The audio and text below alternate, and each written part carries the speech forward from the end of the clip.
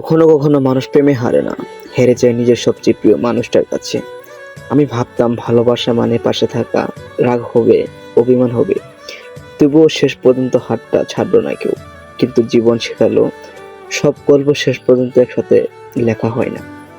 এক সময় যে মানুষের সারাদিন খোঁজ নিত, আজ সেও চেনা। যার একটা মেসেজে হাসি চলে আসতো, আজ তার নীরবতায় রাত কেটে যায়। প্রেমে হারা সবচেয়ে কষ্ট কি জানো? তুমি তাকে ভুলতে পারো না, আর সে তোমাকে মনে রাখার প্রয়োজন অনুভব করে না। তবুও আমি তাকে দোষ দেইনি, কারণ কিছু মানুষ আসে শুধু ভালোবাসতে, থেকে যাওয়ার জন্য না। হ্যাঁ, আমি প্রেমে হেরে গেছি, কিন্তু ভালোবাসতে শিখেছি মন থেকে। কারো জন্য রাত জাগা শিখেছি, কারো হাসিতে নিজের সুখ খুঁজে নিতে শিখেছি। আজ সে নেই, কিন্তু তার স্মৃতিগুলো আছে। কিছু অসমাপ্ত কথা আছে, আর আছে এক সমুদ্র নীরবতা। হয়তো একদিন এই কষ্টটাই কমে যাবে, হয়তো আবার হাসবো আমি।